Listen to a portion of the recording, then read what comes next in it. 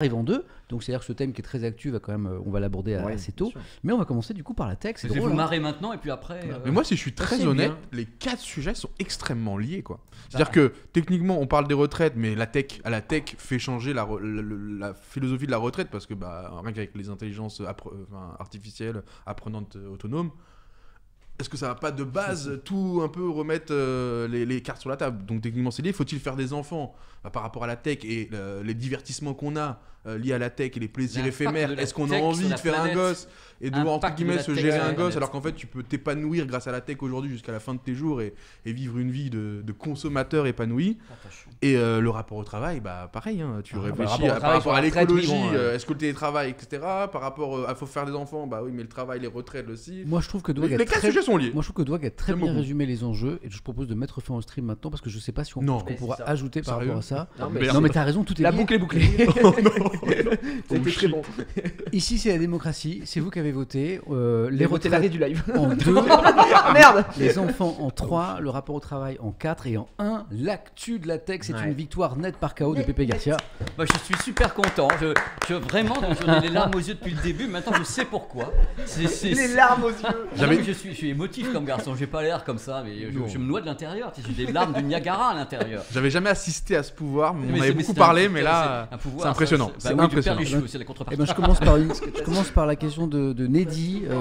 Neddy 42 dans le chat qui demande, question pour Pépé, c'était comment le CES cette année? Voilà. Alors d'abord, il faut dire un truc important parce que ça va résumer les choses et justement on va aborder quelque chose dont il faut parler, Samuel. Il faut parler de ça, c'est l'après-Covid parce qu'on commence à atteindre un après-Covid. Il n'est pas encore terminé. Moi qui ai des potes en Asie, qui ai des potes de tous les côtés, on sait très bien que sur place, c'est pas encore.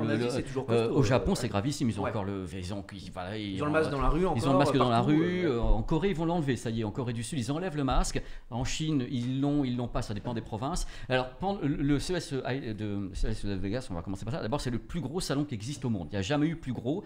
Et à la base, c'est un salon. Tu veux dire tout salon compris, quoi?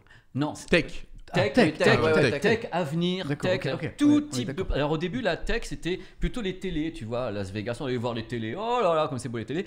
Et puis après ce qui s'est passé c'est qu'il y a eu les écrans. Et maintenant on a 49 secteurs d'activité au CES qui comprennent, et vous allez voir on parlait tout à l'heure, qui comprennent notamment la voiture autonome, les voitures qui sont solaires, on va en parler, je sais pas si on parlait tellement de ça, les voitures solaires. C'était le salon de l'auto cette année au CES. Alors le retour du CES est important parce que l'année dernière c'était un CES extrêmement étonnant, mais dans l'horreur, c'est-à-dire on s'est pointé, moi je me demandais si j'y allais ou pas. En fait il y avait une grosse partie qui était à distance, non? C'était Covid ça. Puisque ça, c'était en plein Covid, donc moi j'avais mes proches à voir, donc je suis quand même allé aux États-Unis parce que ça me fait plaisir de les voir, mais j'ai embrayé sur le CES et il y avait un CES presque entièrement vide, avec des stands comme LG, hallucinant. Tu pointais au stand LG, un truc gigantesque, un terrain de foot avec à la place des produits, tu avais des QR codes. Et tu te pointais avec ton smartphone et tu mettais le QR code et tu voyais le produit qui aurait dû être là s'il n'y avait pas le Covid. Donc c'était fou. Chez Panasonic, tu te pointais, tu avais un truc avec des projecteurs qui t'affichaient des produits et la nature qui bougeait comme ça. Oh là là, c'est beau, c'est la nature, le happening. Donc cette année, c'était le retour. Attention, un retour, je pense, à 60% des gens. C'est-à-dire que l'Asie, c'est pas quand même beaucoup déplacé. C'est-à-dire les Asiatiques en eux-mêmes. Par contre, les nouveautés étaient là. Donc ce qui est important, c'est la direction. Et justement, ça va lier, et c'est là que tu avais raison avec tout ce que tu as dit avant. La direction du CES de Las Vegas cette année, c'est direction attention à la planète. Tout secteur d'activité confondu. Tout secteur d'activité. Alors la meilleure preuve en est, c'est Panasonic, qui est quand même un géant. C'est Matsushita, Panasonic, sur son stand. Il y avait une sorte d'arbre géant qui était en plein milieu. D'ailleurs, c'est sur la vidéo sur ma chaîne, sur le téléviseur Panasonic. C'est laquelle? C'est celle qui s'appelle Panasonic MZ2000. Tu te pointais, et l'année dernière, c'était pas ça, quoi. Je veux dire, pas du tout. C'était un truc important. Alors, truc également important, je ne pourrai pas peut-être tous les faire. Tu allais au stand Samsung. C'est une de celles-là? Alors c'était le MZ, il est ici, le MZ qui est ici. Alors je sais pas à quel moment on voit le stand par contre. Donc le MZ, donc on allait au stand Samsung, l'année dernière Samsung, 100% téléviseur de tous les côtés. Tu rentrais cette année dans le stand Samsung. Les fameux téléviseurs. Voilà, cette année tu rentrais sur le stand Samsung, il n'y avait pas un seul téléviseur sur le stand. Les téléviseurs étaient mis à part dans une suite, dans un autre endroit qui s'appelle le Mandela Bay et tout. Mais tu rentrais directement, je ne sais pas si on va montrer, je vous dirai en même temps. Je ne sais pas à quel endroit ça se trouve, mais on va laisser tourner. Et puis là, donc cette année, toutes marques confondues, Samuel, c'était l'idée de dire, bon, alors, le truc que j'arrive pas à savoir, et là on va parler ensemble, est-ce qu'il y a vraiment une intention des fabricants d'une prise de conscience réelle? C'est Portalis qui pose la question, est-ce que c'est du greenwashing? Voilà, c'était le mot que j'allais dire. Est-ce que c'est du greenwashing? Est-ce que ces gens se sont dit à un moment donné, ça suffit? On va faire attention. Le truc, parce que quand même, quand on se pointe partout, ça c'est le générique. Donc, quand on se pointe partout, on s'apercevait que toutes les marques n'avaient pas mis la voilure en grand, mais conservaient des téléviseurs et de tous les côtés dans des suites pour leurs clients et tout, mais au public, c'est-à-dire ce qu'allaient filmer. En fin de compte, les gens, c'était, je suis désolé, ça c'est la partie, je sais pas où ça se trouve sur le truc, mais il y a un endroit où on voit l'arbre géant. Je sais pas à quel moment c'est du greenwashing. À mon avis, c'est de toute façon, cette question de greenwashing, pour moi, elle a pas vraiment de sens. Peu importe entre guillemets le pourquoi ils le font, ce qui au moins c'est fait, c'est ça. Ouais, si je suis honnête, c'est comme le côté, par exemple avec les accidents de la route, tout le monde est en mode les radars, etc. C'est pour qu'ils prennent du fric. Techniquement, si ça fait baisser les morts, au final, tu te dis bon, tu vois. Moi je suis d'accord pour sur oui, ils veulent prendre du fric, certes, mais si derrière il y a quand même. Ils veulent redorer leur image. Mais après, si c'est fake, moi la vraie question c'est si c'est fake, c'est-à-dire que s'ils te vendent les vertus écologiques, mais que derrière, après renseignement, tu te rends compte que c'est limite 2 fois pire, là c'est autre chose. Est-ce que concrètement tu as vu, donc là chez Panasonic. Regarde, sans Panasonic, tu as un téléviseur qui se bat en duel. Là c'est autre chose. Bah, rien du tout. Est-ce que tu as vu des produits en mode écran télé justement qui, je sais pas moi, consomment moins? Oui. Alors, pour aller au-delà du greenwashing. Ouais. Parce que tu dis l'écologie au cœur de toutes les préoccupations, notamment au niveau des écrans. Est-ce que concrètement, tu as vu des choses qui vont dans ce sens-là, toi? Alors moi j'ai vu chez des marques comme LG un allègement de 49% du poids d'un téléviseur, où tout ce qui était superflu, que ce soit au niveau de l'électronique, que ce soit au niveau du poids des matériaux utilisés, ils ont tout enlevé pour qu'un téléviseur, je puisse le prendre comme ça, alors qu'avant ils étaient chargés justement avec des matériaux qui étaient dits nocifs pour la planète. Okay. 49% sur un téléviseur. Ils essayent d'enlever le maximum sur les carcasses. J'appelle pas ça différemment. Des carcasses. Les voitures, ils sont en train de pousser de tous les côtés avec les véhicules, exactement pour la même raison, parce qu'on a vu des éclatés de voitures où tu voyais en effet une batterie. On peut pas faire autrement. La batterie était elle est sous les essieux, quoi. Sous les essieux, et tu voyais l'éclaté du véhicule et tu n'avais plus qu'un moteur, donc électrique, quelques pièces, et par rapport à une voiture thermique, c'était allégé de folie. C'est-à-dire qu'il y a des choses qui ne sont absolument plus là. Donc tous les fabricants sont en train de faire des efforts de tous les côtés, il faut peut-être arrêter ça. Donc c'est le truc qui m'a le plus marqué, c'est que là c'est un effort général. Samsung a fait une conférence hallucinante où ils ont fait venir des gens qui étaient justement sur l'écologie, des gens qui défendaient la planète sur scène. Chez Samsung, devant toute la presse mondiale, moi je me suis dit ça c'est du greenwashing de grande classe. Oui, ça parce que faire venir les mecs en disant on va protéger la planète alors qu'on sait très très bien ce qui se passe, malgré tout, c'est quand même Samsung, c'est quand même LG, c'est quand même des grosses entités qui disent on fait tous des efforts, ils doivent en faire. Et c'est sûr, ça doit même commencer par eux. Si je suis honnête, ça doit commencer par eux. Ils ont toujours les usines, ils ont toujours des matériaux, ils ont toujours une production qui est hallucinante, parce qu'on va parler de ça également, parce que le Covid, les gens étaient où pendant le Covid? Bah chez eux. Qu'est-ce qu'ils ont fait quand ils ont vu que le téléviseur n'était pas assez grand? Ils se sont suréquipés. Tout le monde a fait évoluer son confort chez lui, même dans sa résidence secondaire pour les plus riches, parce que maintenant on n'est pas à l'abri que ça se reproduise dans un an. Voilà. Et on veut être prêt. Ce qui s'est passé, c'est que l'industrie a connu un bond délirant pendant le Covid, et c'est là qu'on s'est rendu compte, du poids. C'est-à-dire qu'il n'y avait plus, si vous allez sur Amazon, il n'y avait plus une seule barre de son disponible, il n'y avait plus de webcam, il n'y avait plus les téléviseurs, il restait plus que des grandes tailles hors de prix ou des petites tailles. Les gens se sont les ordinateurs, pénurie de la tech partout, les cartes graphiques justement, cartes graphiques, les matériaux, gaming. Et ça, et en plus, il y a un truc qu'il faut qu'on parle maintenant, Samuel, c'est que pendant le Covid, il y a eu une explosion d'un truc qui, malgré tout, n'est pas bon pour la planète, il faut le dire, mais nous, on adore ça, le streaming. Attends, mais c'est fou parce que j'allais te poser la question. Parce que ça, c'est un truc qui vient souvent. Quand on parle d'écologie sur Twitch, nous sommes en train de polluer. Il y a toujours des gens à un moment qui me disent, oh, alors c'est très bien tout ça, mais alors toi, en streamant, tu pollues, puis tous tes amis et tout. Alors, le poids du streaming dans la pollution, là, Pépé, je veux bien un éclairage. Alors, ça reste léger. Attends, ça reste. Non, mais ça n'était pas léger pendant le Covid. C'est-à-dire la première partie du Covid. On avait des alertes parce que moi, j'ai eu la chance de connaître les gens de Disney. Voilà, on avait des alertes parce qu'à un moment donné, le poids du streaming à l'heure, c'est-à-dire 19-21 heures notamment, 60% de la bande passante d'Internet en Europe. Mais est-ce que tu parles au moment où les gens étaient confinés? Je parle de confinement. D'ailleurs, il y en a plein qui ont été bridés d'Internet sans le savoir. Du coup, d'accord, mais est-ce que faut être aussi honnête, il y a un rapport de force du coup, c'est-à-dire que tout le monde était en train de streamer, mais les mecs étaient plus dehors en train de conduire leur camion et machin. J'entends, mais là on parle d'une pollution numérique. Oui, je suis d'accord, mais ce que je veux dire, c'est que ça, on a vu que le confinement a eu un effet pour la planète très bon. Pour la planète, bien sûr. Elle a repris vie à des endroits. Encore des vidéos de dauphins qui revenaient à des endroits improbables. Les canards à Paris. Exactement, qui revenaient. Ils se baladaient. la Traverser les feux nature rouges. qui se dit oh ben Ouais. les humains arrêtent de nous emmerder. On va faire des c'est choses. vrai. C'est Donc vrai. tu vois, t'avais ce rapport de force Et effectivement. les oui, je suis chemtrails d'accord. les traînées d'avions d'anciens n'avaient plus. Oui. On voyait. Exactement. Question- voyez les Les étoiles. Oui, Question les dans le chat, on est d'accord quand on parle de streaming vidéo et de streaming. Ah non, mais là, musique. mes données, C'est c'est tout le Netflix. streaming. En fait, la différence Enfin, du streaming vidéo, c'est qu'on envoie une qualité d'image, et surtout que je pense qu'on est en 1080p, Joe. Ouais. Voilà. En fait, rien que si tu passes de 1080p à 960p, à ce qui paraît écologiquement, c'est un énorme gain. c'est la raison pour laquelle. Parce qu'en fait, plus la qualité monte, plus on envoie. Oui, plus t'envoies de bitrate. Mais quand on parle du poids du streaming dans C'est les serveurs, la pollution, on est d'accord qu'on parle à la fois de streaming vidéo, de tout. De tout. de Musique. Netflix, de musique. Oui, de bien musique, sûr, bien sûr, bien sûr. de- Netflix, de bien sûr, streaming les en plateformes général, de. voilà. bien sûr. Alors, est-ce que le poids de tout ça, c'est effectivement dommageable pour la planète? Eux, ils vont te répondre que non. Parce que moi, j'ai fait des enquêtes. Le truc, c'est que justement, pour aller dans ton sens, au moment du confinement, si vous vous rappelez bien, on a lancé Disney Plus Ouais. pendant le confinement. Ouais, Ils ont c'est été obligés, par loi européenne, de ne pas lancer en 4K. Ils devaient lancer avec une C'est vrai. définition moindre parce qu'ils Il y avaient avait des problèmes peur de pour bande les passante. réseaux, ils avaient T'as raison. peur pour la consommation. À ce moment-là, Netflix a descendu en qualité qui était 720p, ont baissé tous les débits, des gros débits, C'est vrai. parce qu'ils s'apercevaient que ça ne fonctionnait pas et surtout il fallait libérer de la bande passante pour les urgences médicales, pour les hôpitaux qui devaient rester connectés.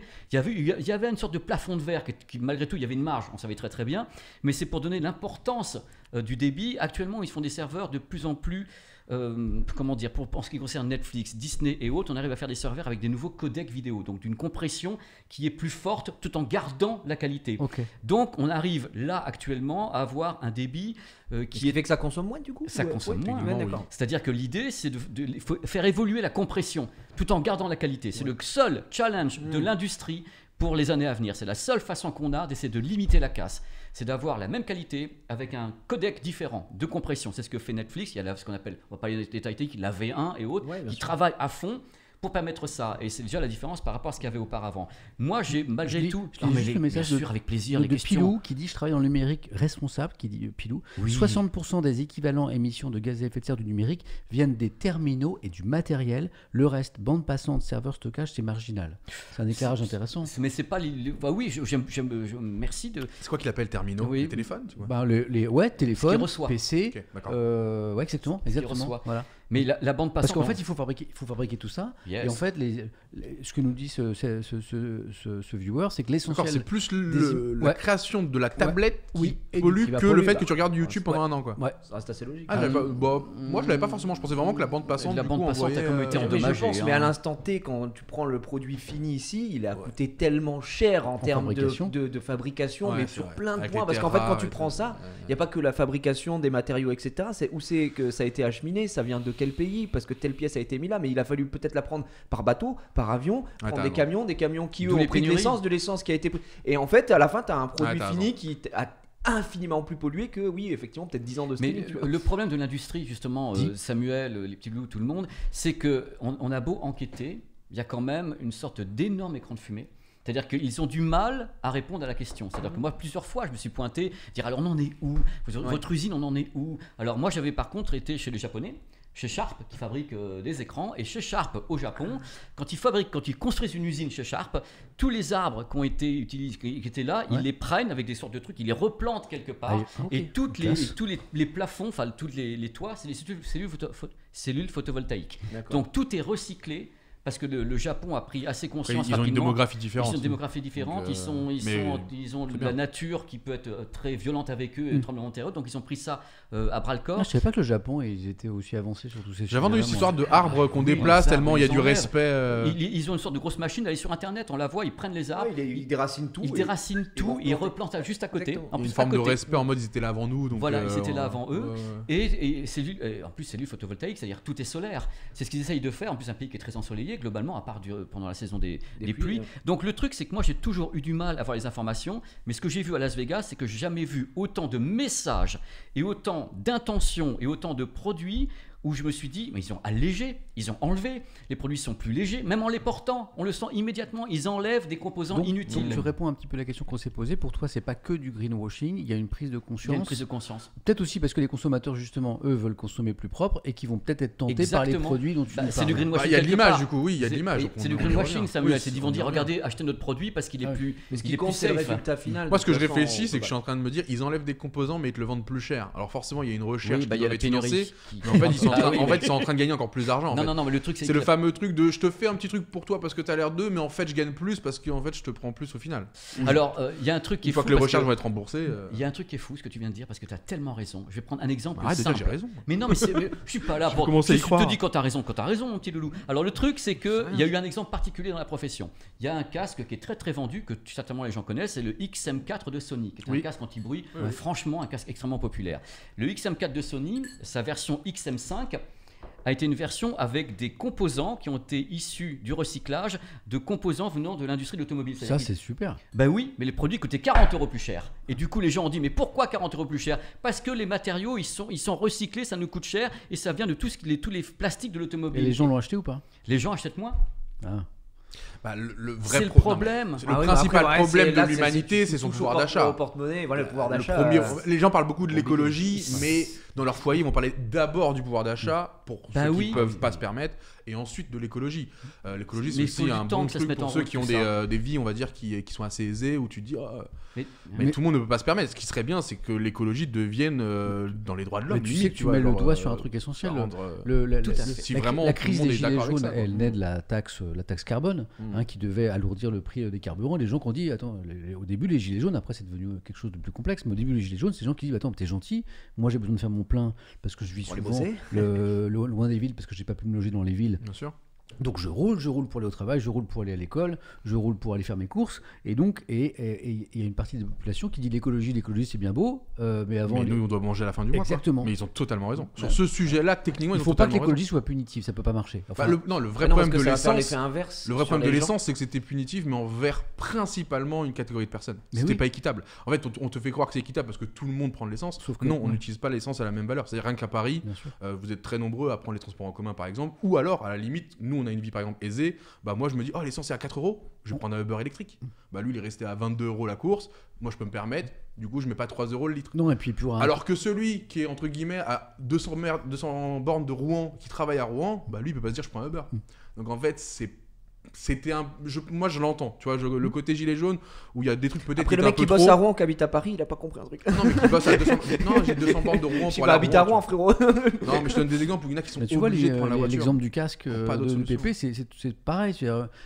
Quand tu demandes aux gens de payer plus cher un produit parce qu'il est plus écologique, c'est compliqué à fabriquer. À un moment, les gens disent ouais, mais tes 40 €, je les ai pas, chouchou, quoi. Oui, c'est clairement ça. C'était pour ça que j'ai pris cet exemple, parce qu'il est symptomatique. Moi, ça m'avait choqué. L'écologie, parfois, c'est un peu un problème de riche, dit. Mais totalement. Ça doit pas l'être. Mais ça devrait pas l'être, mais la réalité c'est que ça l'est encore un peu. Parce qu'il y a tout un processing derrière industriel pour en effet du recyclage et tu payes le recyclage. C'est-à-dire que même les entreprises qui font du recyclage de métaux, de fer, de plastique font payer ce recyclage. Donc tu le rajoutes au prix du produit. Oui, puis tout le monde prend sa plus-value en passant. Le recyclage devrait être quelque chose géré par l'État. Faut arrêter. Pour moi, c'est tellement du bon sens. Parce que même quand j'étais petit, je croyais, moi j'étais vraiment naïf comme tout enfant. Je pensais vraiment qu'on réutilisait tout, mec. Pour moi, ça n'existait pas le plastique dans les océans, c'était pas logique. J'étais en mode c'est un complot. Non, mais oui, dis-le aujourd'hui. Dis-le. Non, mais j'étais en mode c'est tellement logique, de recycler que je comprenais pas qu'on le fait. Il y a plein de choses qui sont un peu contradictoires. Moi, je veux dire un truc qui chez moi, on recycle tous techniquement, t'as les poubelles jaunes, les poubelles. Et c'est vrai que c'est notre génération aussi. Ouais, et un jour. Pas que. Je voyais qu'en fait les mecs venaient chercher nos poubelles, que ce soit poubelle jaune, poubelle bleue, machin, ils mettent tout dans le même truc, ils explosaient tout en même temps. Et j'étais là, les gars, pourquoi alors pas partout, mais en tout cas chez nous, ça n'en a rien à foutre. En fait, ils t'apprennent à trier pour le jour où ils auront toutes les poubelles, t'es déjà prêt toi. Mais en fait, t'as été prêt avant eux. Enfin frérot, ça fait 6 ans qu'ils font la même chose. Donc je me dis mais ça c'est super intéressant. Et ça c'est un vrai problème. Alors là où je suis en tout cas, il y a des endroits, des quartiers, ils le font vraiment. Ils le font pas, ils s'en foutent quoi. Ils viennent, ils prennent tes poubelles, ils sont en mode journée, des poubelles jaunes, des poubelles rien à foutre frère. Ils mettent tout dans la poubelle, ils explosent tout. On m'engueule dans le chat parce qu'on vous donne pas à boire. Alors dites-moi ce que vous voulez boire, il y a tout à la maison. Je remets un coup d'eau, mais s'il y a tout, tu mets un petit Sky. Juste prendre de l'eau. Il veut se finir ce soir. Je le conduis. Non mais c'est vrai ce que tu dis. C'est-à-dire que en fait, donc il y a aussi ce truc-là où les gens, tu les sensibilises et devant toi, enfin, au final, ils voient le résultat, ils disent mais enfin. Ce qui est formidable, c'est que quand on a. C'est vrai. Et ça, les trucs contradictoires comme ça, il y a rien de mieux pour démotiver. Poser la question au chat parce que je suis sûr qu'il y a des spécialistes de la question. Quand on a là, on est un peu plus de 11 000. Il y a forcément des gens qui connaissent bien ça. Dans un pays comme la France, on demande à tous les Français de recycler. Est-ce qu'il y a beaucoup est-ce qu'il y a une part importante de la population qui est dans la situation de Jiraya, c'est-à-dire des gens qui ont fait trier, je pense mais en fait, il n'y a pas la filière. Je pense que c'est une majorité. Alors, je voudrais savoir, est-ce que quelqu'un a des chiffres là-dessus? Parce que je suis sûr qu'on va avoir une réponse. Ce serait quand même scandaleux. Alors, ce que tu disais est vachement intéressant, c'est qu'on nous apprend à nous préparer quand la filière. Bien sûr, tu formes d'abord le peuple et ensuite, du coup, tu mets les outils si déjà le peuple répond positivement. Après. Le fait que ça prend autant de temps, c'est juste que c'est la société qui veut ça. C'est une société de profit dans laquelle on est encore. Recycler n'est pas trop en adéquation avec la plus-value. On me dit qu'il y a eu un envoyé spécial sur la question, tu vois. Là-dessus, sur les poubelles. Attention, moi je dis ce que je vois, tu vois. Non, mais c'est pas une généralité. Je pense que évidemment, mais c'est intéressant de voir si c'est. Mais de mon point de vue, effectivement. Si c'est un service public, pour moi, il y a plus de question. Il y a plein de gens qui me disent qu'ils sont dans ta situation. Mais du coup, tu vois, c'est hyper démotivant, décourageant, parce que tu fais ton tri. Et t'as ton compost, t'as ton truc, t'es grave. Il y a Shades of Moon qui dit environ 15% de notre poubelle jaune est vraiment recyclée, quoi, déjà. 15%. Tu vois. C'est pas énorme. Hein. Non. C'est pas énorme. La plupart des déchets triés finissent à l'incinérateur, me dit Mac, voilà, dans le chat. Élise Lucet donc manifestement a fait une enquête là-dessus et a fait ce constat aussi. Putain, c'est chaud quand même. Mais moi, je suis quelqu'un d'extrêmement. 15%, on me dit 15%. Extrêmement optimiste. Ouais. D'ailleurs, j'ai du mal à croire qu'on. Même si c'est vrai que je suis extrêmement mal placé pour parler de ça, parce que quelque part je suis un journaliste high-tech, ça fait 30 ans que je fais ce métier, j'ai commencé super jeune, donc moi je suis moi-même responsable. Non mais si tu veux, moi je me sens aussi responsable du fait que j'ai fait certainement acheter des centaines de produits aux gens, et parce que les gens ont besoin de s'équiper également, ils attendent de moi d'avoir un avis sur ça, et c'est des produits qui sont polluants, je le sais très très bien, mais encore une fois c'est pour ça que je suis optimiste, parce que j'ai vu depuis 2-3 ans une tendance qui est réelle, c'est pas Pipoland, parce que moi-même j'ai eu les produits entre les mains, j'ai testé le téléviseur et la génération précédente, je l'ai levé et j'ai pesé, j'ai vu 49% de moins d'une génération à l'autre. Tu sais ce qu'on va faire, c'est qu'au début, là, quand tu as commencé à nous parler du CES, tu as parlé de la voiture, parce que moi j'ai vu pas mal d'articles qui disaient que le CES de Las Vegas est en train de se transformer en salon de l'auto. Oui, tellement il y a des caisses. Voiture électrique, avec Tesla. Alors, qu'est-ce que tu as vu en matière de bagnole? Est-ce que ça va dans le bon sens? Est-ce que ça coûte pas les yeux de la tête aussi? Alors, tu vas rire. Il y a un certain concurrent de Tesla. Mais justement, il n'y a pas eu Tesla, il n'était pas sur place. Mais non, le concurrent de Tesla. Lightyear. Oui, Lightyear. Stop, laisse-moi pour Lightyear parce que ça vaut le coup. C'est 180K quand même, la bagnole. Donc... Ah non. Vous êtes en dessous de la réalité, T'as une bagnole à 180K? Non, mais le mec qui coûte rien. 300 000, Samuel. Voilà, ce qui s'est passé. Bon, d'abord, la vidéo sur le car concept et les voitures écologiques, c'est demain matin à 10h sur ma chaîne. Voilà, vous avez toutes les. Ah non, mais voilà, j'y suis. Je place tranquillement. J'y suis. Le truc, c'est qu'en effet, c'est le salon de l'auto. Mais c'est le salon de l'auto comme il aurait dû avoir lieu. C'est-à-dire qu'il y avait absolument tous les fabricants, sauf certains qui étaient là. Oh là, allô. Ils étaient tous là, avec des voitures qui étaient en éclaté, c'est-à-dire qu'on voyait au travers des voitures. D'accord. Et il y avait en effet Lightyear, qui est une boîte finlandaise, qui présentait le Lightyear Zero, qui est une voiture qui est solaire. Attention sur le mot solaire, parce qu'ils ont commencé à nous faire... Est-ce qu'on peut faire le... Ouais, je me suis renseigné. Alors la voiture, elle est tapissée, elle est entièrement tapissée de cellules voltaïques. Du coffre au capot. Le capot. C'est du photovoltaïque partout. Partout. 5 mètres carrés. 5 mètres carrés sur la voiture, mais attention, elle dispose bien sûr d'un moteur électrique. Le photovoltaïque permet d'avoir 70 km de plus que la charge du moteur. C'est-à-dire qu'elle n'est pas solaire, parce que c'est un véhicule qui sont des berlines, en plus c'est des gros trucs. Est-ce qu'elle est électrique photovoltaïque ou est-ce qu'elle est thermique photovoltaïque? Elle est électrique plus photovoltaïque. Il y en a un qui prend le relais de l'autre. Donc ils disent qu'à l'année, si tu vis, alors ils ont été sûrs pas dans le dossier de presse. Si tu vis en Californie, si vous vivez en Espagne, Italie, moi j'étais là, t'es sérieux gros? Oui, vous aurez 11 000 km offerts par le soleil, en plus de ta consommation classique. Et si tu vis bon, on va pas dire la Bretagne, ça va fâcher les Bretons. Non, si tu vis en Angleterre, je suis normand. Les Anglais on s'en fout. Si tu vis en Angleterre, j'ai vécu 2 ans à Ashford. Merde. Non mais c'est vrai. Si tu vis dans un pays du Nord, c'est beaucoup moins. Dans ma Normandie, c'est un tout petit peu moins, mais j'embrasse tous les Normands. Donc le truc, c'est que cette voiture dont tu parles, mon Gigi d'amour, qui s'appelle donc la Lightyear Zero, ils en ont produit 946 à 280 000 euros. Ouais, mais c'est normal, c'est les premières. Voilà, la suivante qui s'appelle la Lightyear 2, elle est à 150. Elle est à 30. Oh, quoi, 30 000? Je sais pas ce qu'il y a dedans. 30 000? Ils utilisent à 30 000 parce qu'ils veulent concurrencer. C'est impossible. Alors, à comment tu passes de 200 et quelques? C'est pas le même. C'était la Lucide. Oui, tout à fait, la Lucide. C'est celle-là que je parlais. 30 000, ça devient intéressant. Et l'autre descend en prix. C'est ça.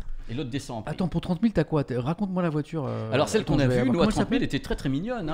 C'est une Clio 2 avec un toit photovoltaïque. Non, elle a de la gueule aussi, mais c'est pas le modèle berline, c'est pas le modèle hors de prix. C'est le modèle Twingo. C'est vrai, sur internet, elle s'appelle Lightyear 2. La Lightyear, pardon, 2.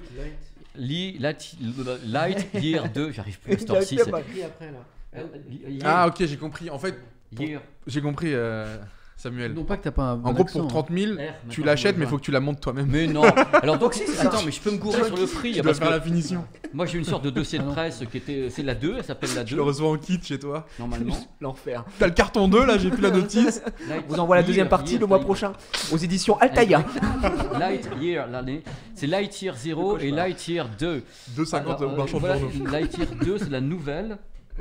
Qui n'était pas forcément tout à fait montrée partout. Voilà, on va la regarder. Regardez-moi ça. Ça c'est la Lightyear 2 normalement. Okay. Ça c'est la 2 ou pas la 2? Bah les canons, faut reconnaître. Voilà, même ça pas. Ah ouais. Alors 30 000 balles, j'y crois pas. Est-ce qu'il n'y a pas dans le titre un prix ridicule, un truc comme ça dans le titre du papier de mes confrères? J'y crois pas. Qu'est-ce dit? Il n'y a pas le titre du papier de mes confrères? 150 000 euros. Mais non, pas voilà, c'est ridicule comme prix apparemment pour Pépé. Moi c'est ce que j'ai vu, un Pépé. Mais non, j'en ai vu une à 30 000, je suis sûr. Moi, j'ai sur vu leur site. Alors, je peux me gourer. Ah, 30 000, c'était l'apport demandé. C'est un prix ridicule, c'est marqué dans le texte. Ah, on y retourne. On y retourne. Remets le truc. C'était l'apport. C'est un prix ridicule. Attends. Ah oui, 30 000, il a raison. C'est moi qui ai raison. J'ai toujours raison, sauf quand j'ai tort. Regarde, lancer un prix ridicule, les Lightyear 2. Alors celle-là, elle peut fonctionner combien de kilomètres au soleil? J'ai pas. Attends, regarde. C'est peut-être marqué 10 km d'autonomie. La folie. Donc c'est un plongeon de 10 fois. Elle est jolie comme tout, elle en peut plus. Elle est sympa en vrai, franchement. Elle peut parcourir jusqu'à 725 km grâce à son accumulateur, mais évidemment dans certaines conditions solaires, je suppose. Yes. Voilà. 720 km. Non, 725 km, c'est son autonomie de voiture électrique. Ok, voilà. On verra. Voilà. En plus de ça, son installation photovoltaïque lui confère une autonomie supplémentaire de 12 km par heure passée au soleil. Jusqu'à un maximum de. Parce que 70. elle se stocke. 70 aussi comme l'autre. Elle se stocke, a priori, c'est 70. Donc vous avez vu là? C'est beaucoup, c'est pas beaucoup. Oui, c'est 725 km boulot LPT. Après, mais c'est toujours la même chose. 70, c'est pas mal. Si tu fais aller-retour boulot. Le reproche avec ça, c'est qu'ils te mettent des kilomètres un peu sortis du chapeau magique à chaque fois sur les voitures électriques. C'est clair.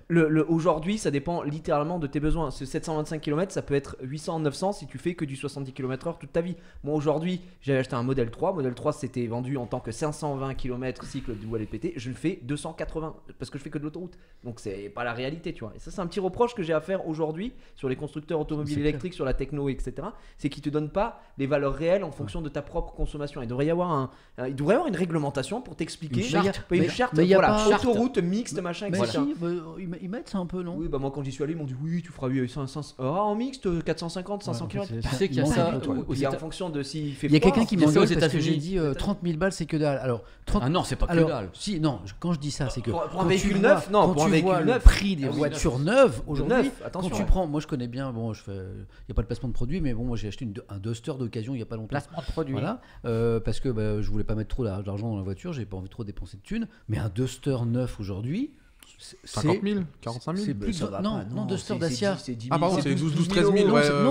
Non, c'est plus de 20 000 balles maintenant. Non, si, tu peux l'avoir à 12 000 euros. Par contre, ta vitre, t'es comme ça. Non. Et t'as rien dedans. Non, tu vas halluciner. Le prix du Duster neuf aujourd'hui, le prix des pièces, etc. et tout, ça commence à 20-22 000 euros neuf. C'est vrai, quand nous on a cherché une voiture, justement, on disait oh Duster, pas mal. C'est la Sandero qui était à 11 000. Mais par contre, quand je dis zéro option, c'est toute ta vie comme ça. Si tu veux de la clim, faut là c'est le Duster de base. C'est-à-dire qu'aujourd'hui, le Duster, on est d'accord que c'est un peu l'entrée de gamme quand même. C'est complètement l'entrée de gamme de chez Renault. Et donc, le bon rapport qualité-prix. 30 000 par rapport à ça. Aujourd'hui, le prix d'une voiture neuve, quand tu veux un petit peu de confort et tout, mais c'est hors de prix quoi. Mais comment le 30 000 en vrai? Comment le photovoltaïque se désactive quand il est full? C'est ça que je comprends pas moi. C'est un accu à la base. C'est un accumulateur. C'est-à-dire que la voiture, elle prend le soleil, enfin elle prend la lumière parce que le progrès, c'est pas que le soleil, c'est de la lumière. Il y a un accu, donc c'est un accu supplémentaire, donc une batterie qui se recharge de façon supplémentaire pour faire tourner la bagnole. Moi, c'est comme ça que je l'ai compris. Ouais, mais si tu la laisses garer une semaine, bon, j'ai mis ils ont pensé, mais sur le parking du Carrefour, il se passe rien. À vrai dire, c'était avec un soleil de canicule. Été 3 août, Paris, 3 août. Sur le stand de Las Vegas, c'était très évasif parce qu'ils voulaient vraiment montrer les voitures et dire voilà, ils avaient des promotions qui passaient de tous les côtés. Donc là, c'est on est encore au projet. Elle est en vente. C'est la 30 000 là? C'est la 30 000. Elle est en pré-vente. On peut l'acheter. Je pense que c'est de la précommande et Oui, ils c'est vont de la commencer à précommande. produire. Attends, vous savez quoi, je suis en train d'en prendre 4 là. Mais 5, une pour le jour. 5-5, on a eu 50 subs. Donc c'est vraiment le buzz de Las Vegas. Cette voiture a buzzé parce que bien sûr ils ont misé sur photovoltaïque, mais attention, chez Mercedes tu avais le projet également. D'accord. Même presque même design, chez Mercedes tu avais une voiture, même chose, photovoltaïque. C'est-à-dire qu'il y a une idée actuellement de placer des panneaux solaires sur les véhicules pour essayer d'avoir un surplus encore. Alors toutes les voitures que j'ai vues dans ce qu'on appelle le West Hall au CES, toutes étaient intégralement électriques, dont 2 étaient en photovoltaïque en plus, et c'était tout électrique. Et il y avait des prototypes également. Il y a un truc qu'il faut qu'on parle, dont on parle. Il y a un truc qu'il faut, parce qu'il faut qu'on parle un petit peu de ce qu'on appelle Waymo. Alors tu connais peut-être Waymo. Waymo, c'est ancien Google Safe Driving. Alors c'est un système qu'on installe sur n'importe quel véhicule qui permet à la voiture de devenir autonome. Oui, c'est vrai. Waymo, W-A-Y-M-O. Alors ils avaient un stand à l'extérieur avec tout type de voiture, dont un truck de 38 tonnes, un truc bourré de caméras de tous les côtés. Ils disent voilà, l'avenir c'est ça, et en plus elle est autonome, c'est autonome et électrique et la totale, et vous restez couché à l'arrière du véhicule et il vous conduit. Donc Waymo avait des tas de démonstrations sur place parce que eux, la direction vraiment pour les voitures, c'est le confort, l'électricité, une carcasse allégée de tous les côtés avec un minimum de composants et l'autonomie qu'on peut peut-être greffer grâce à Waymo avec les caméras. Vraiment la direction était prise. C'était fou parce que tous les protos c'était ça. Et d'autre côté, il y avait également des marques, il y avait même des tracteurs qui étaient électriques, des pelleteuses que tu électriques. pouvais piloter à distance et tout ça. Exactement, aussi, tu pouvais les mettre en l'air. Ouais. Et donc tu avais des tracteurs électriques, pelleteuses électriques. Bon, tu avais Caterpillar qui avait un modèle qui n'est pas du tout électrique, qui faisait 12 mètres de haut, qui s'appelle le Caterpillar 777 et qui fait 92 tonnes, qui était là également et qui était dingue. Il y avait de tout. Dans combien de temps on pourra effectivement mettre un algorithme dans un tracteur électrique et lui dire Tu peux déjà. chaque saison tu fais ça? Non, à non, tel mais tu peux moment. déjà- Tu peux déjà programmer ça y est, tes tracteurs pour qu'ils les fassent premiers leur truc tracteurs. solo. Ok, ils le Tu font peux déjà. ouais. Oui, c'est déjà le cas. C'est un des pays d'ailleurs les plus consommateurs à ce niveau-là, c'est le Brésil. J'avais savais vu pas. un excellent reportage là-dessus. Vraiment, c'est où full solo. le Brésil, c'est n'importe quoi en termes de Tu peux aller dormir. tracteurs, C'est agriculture. une et tout. map. C'est un Ça mapping, m'étonne il pas, fait le ça. mapping du champ. Il Oui, mappe voilà, le oui, champ. c'est- Une fois que tu as mappé, moi j'ai vu un produit, il sera dans la vidéo de demain, j'ai vu un produit justement Ça, qui c'est était un vachement tracteur. bien, moi, la technologie. Il là, a de l'épandage elle a sur accueilli. 60 mètres, c'est-à-dire que le truc il peut rouler tout seul, il peut donc faire de l'épandage sur 60 Mais mètres. pourquoi du coup on paye plus cher? Mais c'est La pas bouffe. moi. Du coup je comprends pas les gars. Et Parce que j'essaie là, de vous donner ce on que se j'ai vu. simplifie la vie. mais ça Donc, ne- alors, pour ceux qui nous rejoignent, on a Oh là mon commencé- Dieu, les malheureux. on a commencé par la tech. Merci Joe, le réalisateur parfait. Le futur, c'est maintenant. Donc, on a le premier constat. Eh bien, la question écologique de plus en plus présente par les gens qui proposent des produits tech. C'est ce que Pépé a vu au CES c'est clair. Las Vegas. La bagnole de plus en plus présente, et c'est normal dans ce genre de salon, puisque voilà, voiture full électrique, tu l'as dit. Voilà, là aussi, il y a des efforts en la matière. Certains m'ont alerté sur le Dacia Duster. Les gens ont trouvé un 16 990 €. C'est vrai, en fait, je me suis bien fait baiser parce que. Oh merde. On va être ban, on va être ban. Je me suis bien fait avoir quand je l'ai acheté il y a quelques mois parce qu'il y avait. Ah, mais t'as acheté un. Non, mais ce modèle n'existait pas encore. Non, moi j'ai acheté deux cas de toute façon parce que le neuf je trouvais trop cher. Et fait, ce modèle n'existait pas encore. C'est le nouveau Duster. Alors ils ont sorti, en fait, tous les Dusters sont à 20 000, 22 000, 23 000. Et ils ont sorti un modèle Oui, un modèle avec un tout petit Tout moteur. allégé. Voilà, de Moteur, remotrice, tout petit moteur. de ville, Quel quoi. espèce de prix d'appel, tu vois, 1 litre. 1 litre. Avec quoi? Le bloc, la cylindrée. Ok, je m'en rends pas compte. Bon, c'est un petit moteur. Je vois combien de litres. Je crois que À c'est une- 16 990 €. Ok, ouais. Mais bon, c'est clairement pas celui qui sera le vendu le plus. Donc, en C'est tout une cas, petite moi, citadine quoi. C'est moi, je un trouve- Duster moi, de je trouve ville. que- moi, je trouve que la bagnole, c'est très cher. Quoi. Très Ah cher. bah, c'est oui. très chiant. En fait le véritable problème aujourd'hui, c'est que tout le monde est en transition pour partir sur l'électrique, alors qu'en fait, il faut arrêter de renouveler le parc. C'est juste ça le véritable problème. Le parc automobile, en fait, ils sont en train de full renouveler. Il faut juste que les gens fument leur bagnole jusqu'à la mort et ensuite changent. Et il y a toujours ce truc de turnover où les gens veulent changer pour avoir les derniers gadgets. Ça, c'est normal. Et peut-être pour avoir des voitures plus. Mais là, on a plus propres, plus propre, plus aussi. performante. Et puis, on l'a vu avec sur Paris, notamment, tu peux plus circuler avec tel type de véhicule, etc. Techniquement, C'est pas encore le cas. 2024 diesel, je crois. mais non, mais t'as déjà aujourd'hui des restrictions. T'as Ah des oui, journées où tu par peux pas les passer années. critère 5, Ouais. tu peux pas circuler dans Quand il y a dans- des gros cas de pollution en pics de été, ouais. pollution. sur les pics de pollution, vrai. tu vois. Donc, Mais sinon, c'est vrai qu'il y a des critères 5, je crois, ou 4 qui ne Ouais. peuvent plus rentrer dans Paris. Bon, je crois que. Alors, et puis encore. la date que tu évoques, elle a été déjà repoussée. ah, Bah ouais, enfin. mais parce qu'ils se rendent compte que c'est alors, pas viable, en fait, c'est impossible. C'était prévisible en fait. C'est parce Eh que, oui. ça pose un problème financier mobilité. et social. C'est-à-dire Oui, qu'en fait, ouais. on oblige les gens, À changer y compris de les voiture. plus modestes, à changer leur voiture, mais ils peuvent pas. Donc, Il n'y avait pas, alors je suis pas du tout Oui. là pour défendre l'État, mais il n'y avait pas en parallèle l'aide de 7 000 € pour l'achat d'un véhicule Mais électrique. c'est ridicule. Chose que personne ne peut vraiment se permettre. C'est ridicule, mec. Je dis pas, je dis pas. hein. Mais Le- pour un foyer je fais modeste, un peu l'avocat si du tu diable, veux, là. le prix des voitures hybrides ou électriques même ça enlevé, si tu veux, ça passe pas. Donc il y a l'aspect financier et social, et puis il y a aussi l'aspect, moi c'était un gars de RDF qui me disait ça, c'est les bornes notamment, et comment qui me dit, bon c'est très bien là ce qu'on met en place à Paris dans les grandes villes et tout, mais en termes de bornes de recharge, si tout le monde est en électrique, on passe pas quoi. En fait ça va pas le faire. Donc en fait on sait depuis longtemps que ces dates vont être repoussées, mais qu'à un moment ça va se mettre en place. Et qu'effectivement, il y a un moment où dans les grandes villes, eh ben, tu pourras tomber. J'ai vu des diesels à moitié prix sur le Bon Coin. Mais c'est ça. Vraiment, ils sont bradés de chez bradés. On avait une grosse voiture diesel, on avait un 5008. Et c'était vachement pratique parce que quand on partait à plusieurs, en voiture à 7 places et tout machin. Mais et en fait, diesel quoi. Donc on s'est vite dit, vas-y, il faut qu'on change parce que le diesel, de toute façon, ça va prendre une claque. Et je pense qu'on a bien fait en vrai parce que déjà à la revente, ça nous a permis de pas trop perdre d'argent. Là, t'es sur de l'hybride. Non, moi je suis sur de l'électrique. Ah, t'es full électrique. Moi, je suis full électrique. La Tesla. J'ai un modèle 3 et à la maison, on a décidé de passer à l'essence parce qu'on est obligé d'avoir malheureusement 2 voitures parce que moi, quand je suis au boulot, il faut bien que ça bouge. Au cas où l'enfant a un problème. Exactement. On a 2 véhicules, mais effectivement, c'est compliqué aujourd'hui de voir que le parc en fait se renouvelle pas et ça coûte cher. Il y a d'autres petits problèmes aussi parce qu'on parle de la France. Moi qui ai la chance, parce que voilà, pour des raisons de proches, d'être souvent en Californie, le problème des États-Unis, même si Tesla est très très puissant en Californie, c'est les distances. Et le problème justement des recharges. C'est-à-dire que nous, en France, on n'a pas par exemple des déserts ou des trucs comme ça où c'est compliqué. Donc on pourrait nous mettre tous les 200 bornes. Voilà, le truc c'est que quand il y a des déserts, il y a des montagnes où tu as 6%, comment tu ramènes des 7%, bornes parce que je rejoins et tu as raison là-dessus, quand on donne des oui, vous avez acheté tel modèle, vous allez avoir tel kilométrage peut-être, mais quand tu vis dans certains endroits où justement tu as des déserts. Mais est-ce qu'on peut parler de la diagonale du vide ? Mes grands-parents habitent dans la Nièvre, je ne peux jamais y aller avec ma voiture électrique, je ne rigole pas parce que si j'y vais, donc il faut que tu vas jamais revenir. Faut que je me charge chez eux. Oui, pour le coup. Mais bon, frérot, j'y vais, c'est bon. J'y vais avec une voiture récente, c'est beaucoup plus simple parce qu'ils sont en mode, il faut que je me gare. Un peu bon, ils viennent faire construire une maison, c'est chiant. Mais voilà, c'est. Il n'y a pas une prise accessible. Ce que je veux dire, c'est que je connaissais pas ça. Aujourd'hui, on a tout de même fait un grand pas, une grosse évolution sur le parc des bornes, tu vois. D'ailleurs, moi, pour venir ici, à chaque fois, je me charge sur le truc Tesla, mais ils viennent de finir des constructions sur des aires d'autoroute, ils en mettent de plus en plus. Ça pop de partout. Voilà, là, en région parisienne en tout cas, là, c'est des bornes. D'ailleurs, c'est des bornes. Ils ont construit une dizaine de bornes NG. C'est 0,55 centimes le kilowatt, tu vois. Donc voilà, il y a une évolution. Toi, tu constates que ça progresse. Moi, je trouve que ça progresse honnêtement, mais ça progresse pas partout. Et malheureusement, tu as des endroits où la ruralité fait que les gens ne peuvent pas se permettre d'avoir un véhicule électrique. Mais c'est parce qu'il n'y a pas de demande. Mais c'est pas qu'il y a pas de. C'est parce qu'il n'y a pas de. Désolé, mais c'est des mouroirs en fait, c'est les endroits, la diagonale du vide, frère, il n'y a pas de jeunes, il n'y a pas de machin. Parce que du coup, ils veulent pas investir, besoin. donc il n'y a pas d'intérêt financier là-dessus. C'est ça. Sauf que les gens, on leur dit, ouais, mais faut que vous fassiez votre transition là, les pécores, parce que vous vivez dans vos campagnes. Mais on leur dit ça, tu vois. Et du coup, les gens sont là. Les pécores, mais moi, j'ai l'impreseur de parler de la fibre optique. Quand tu devais un peu faire valider à tout ton.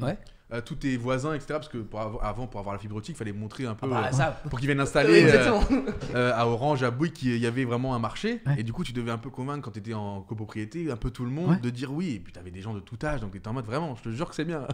Ça va être bien pour toi, quoi. J'ai l'impression qu'on y revit un petit peu à travers vraiment une petite borne là, pas loin. J'ironisais sur la diagonale du vide, mais en fait, pas tellement. Parce que vraiment, quand j'ai regardé le parc temporaire, pour recharger en tout cas via les bornes Tesla, on va parler des bornes Tesla parce que c'est ce que j'utilise, qui elles s'ouvrent d'ailleurs maintenant aux autres véhicules, ce qui est plutôt une bonne chose pour permettre aux gens de recharger plus facilement. Mais du coup, du côté de la Nièvre, vraiment, je prends cet exemple parce que je le connais, il y a peu de choses, ou alors ce sont des bornes dites de transition, les bornes du milieu, à savoir que tu recharges ta voiture en 5 heures, mais tu t'arrêtes pas 5 heures. Mais c'est intéressant ce que tu dis parce qu'en fait, on sent que c'est ce qui va se passer, c'est-à-dire que on est en retard sur le plan borne en France. Pas Elisabeth Borne, borne électrique. On est en retard, on le sait. Donc, je pense qu'effectivement, sur les gros axes, les autoroutes, dans les villes, on va en avoir de plus en plus. Oui. Mais tu as raison, il y a une partie du territoire français où clairement ça va être chaud. Tu payes combien je suis curieux, mais une bonne recharge alors, je vais découvrir en avril parce que c'est ma position dominante de youtubeur fait que j'ai eu beaucoup de parrainage. J'ai une quarantaine de personnes qui ont acheté une voiture avec mon lien de parrainage. Et du coup il y a marqué 0 tout le temps. Je n'ai jamais payé. C'est scandaleux. Cette émission est scandaleuse. Par contre, si tu veux un vrai, Si tu veux un vrai, J'apprends prix, des Non, trucs. mais t'as pas un collègue qui la recharge. Non, en vrai, si tu veux un vrai prix, Appelez-moi qu'on soit Elise Lucet. Appelez-moi Elise qu'on Lucet. soit pas C'est d'élu. scandaleux. Si tu recharges de chez toi, tu vas payer évidemment via ton fournisseur. Donc Ouais, moi, je 4-5 suis chez euros, EDF. 6 plus. Ça va être 4-5 euros environ pour faire une charge complète. Alors, faut savoir que que dalle. c'est pas si cher. Moi, je trouve ça bien. Et il faut savoir, après c'est très long parce que là je te parle d'un Oui, la 8 heures. du La courant recharge 8 heures. du courant classique que tu as chez toi, Bah, donc le- c'est 24 heures de charge. 24 Ah ouais. heures. Je te parle de en fait il y a Ah, mais faut t'as pas savoir un qu'il y a truc trois choses. spécial un Tu truc, peux installer une borne chez toi, faire installer une borne. Par Ouais. exemple, Tesla, Oui. eux vendent leur borne. Ça vaut, enfin, c'est des petites bornes que tu installes. Il faut la faire installer par quelqu'un d'agréé. C'est 500 balles déjà. Et ensuite, il faut faire l'installation. Ensuite, tu vas passer en courant continu. Et là, tu vas effectivement recharger plus rapidement, 5 à 8 heures, on va dire. C'est pour mieux ce déjà tu parce que veux. 24 heures. Exactement. Après, le truc, c'est que ça dépend de ton utilisation. Moi, Oui. dans mon cas, Ça va. je n'en ai pas vraiment besoin. Je recharge jamais chez moi, puisque j'ai une borne, un superchargeur, et je viens exclusivement à Paris Et rappelons-le, c'est pour, gratuit. pour travailler. Et là, c'est gratuit. À partir d'avril, ce sera Mais ça- terminé. Je vais commencer sur à un payer. superchargeur, ça met combien de temps pour Un charger? superchargeur, alors faut savoir que c'est un peu comme un téléphone portable, tu n'y vas Connais pas. tu ne vas jamais charger À quand tu as à 0%, zéro, ouais. et tu vas très rarement jusqu'à 100%. Ouais. Donc on te conseille de charger quand tu es en dessous de 20%, et généralement je vais jusqu'à 80, donc je vais 80. attendre un quart d'heure, Ah ouais. 20 minutes c'est grand pas mal. max. Ça se voit. Donc c'est quand même assez rapide, et Ouais. puis après je viens. Mais oui, tu vois, c'est parce que j'ai la chance d'avoir une borne. Mon cadre de travail fait que je viens une fois par semaine, tu vois, je viens le mardi, je repars le mercredi, ou alors pour des one-shots comme aujourd'hui. Mais sinon, de chez toi, oui, c'est 4, 5. Moi, je sais que la dernière fois que j'ai chargé chez moi, donc c'était entre 4 et 5 euros pour charger 80%, tu vois, ce qui est relativement correct quand tu vois le prix de l'essence aujourd'hui. Par contre, attention, là où les gens, tu vois, quand ils veulent te vendre de l'électrique, vont te dire t'as vu, j'ai fait avec 4 euros, j'ai fait le plein. Oui, mais avec 4 euros, tu fais 250 km. Le plein sur ma voiture, c'est 50 litres, j'en fais Ouais. 700, 800. Voilà, moi Donc aussi. il faut, c'est à vrai, ça. équivalence, j'aurais tendance à dire que sur des bornes supercharges qui sont plus chères, tu vas en avoir fois peut-être 3, pour quoi. 40 euros pour faire l'équivalent d'une voiture thermique qui aujourd'hui est plus sur 90, 100 euros le plein, Oui. parce qu'on est quasiment à 2 euros du litre. Ouais, c'est ça. 100 euros. Donc là, tu as quand même 60% d'économie, c'est pas dégueulasse. Et c'est pour ça que. Oh, pardon. Oh, Non, le non, Samuel, mais- mais t'es chez toi. En fait, c'est bon, là, non, je suis non, je suis mortifié. non, mais je mon voulais te frère. rendre la main parce que en fait je regarde le temps aussi qui Ah, bah, c'est une qui horreur. passe et je vois par rapport aux 3 sujets qui restent. Je reviens au CES de Las Vegas. On a parlé l'écologie de plus en plus Yes. présent. Les voitures. La voiture, ok. Il y a d'autres sujets. Eh ben, justement, quel est on va dire le troisième truc qui t'a marqué? Nous. Comment ça? La Nous. santé connectée, Ah. nous, tout ce qu'on peut faire, J'étais les dessus, là. bracelets, les trucs comme ça, c'est-à-dire c'est notre propre monitoring. Il y C'était a un, beaucoup c'était un bon truc pour analyser le sommeil. J'ai vu que ça se développait. Je suis Ah, chaud. mais il y a même Gadget, même pas des gadget, oreillers. tout ça. Ya Gadget ou pas gadget, tout ça? Ah, disons que Je pense, c'est un analyser gadget son qui- sommeil, moi je trouve ça super Oui, oui, pertinent. non, mais il y Tu a vois le des truc contre montres qui arrivent à dire l'apnée. ah là ils arrivent même à enregistrer. Là t'as ronflé, là t'as si, là tu t'es retourné, là tu t'es L'oreiller réveillé. peut le faire. Ouais, T'as des oreillers t'en fais connectés. quoi de ces données? Moi, je me suis toujours demandé, tiens, par exemple, là-dessus, sur le sommeil, t'en fais quoi de toutes ces données après? Bah après tu es optimiste si tu Ouais. vois que dans une position tu dormais moins Ah, bien ok. ou si tu vois peut-être que moi par exemple le sommeil c'est tout un problème dans ma vie. Je dis je suis un couche-tard depuis la primaire donc vraiment c'est difficile de changer ça. Et donc du coup des fois je vais dormir à 4h du mat, des fois je vais dormir à 8h du mat, des fois je vais dormir à Et minuit. tu penses que ça pourrait t'aider En fait ça pourrait déjà me permettre de me rendre compte que j'ai un problème. Ok.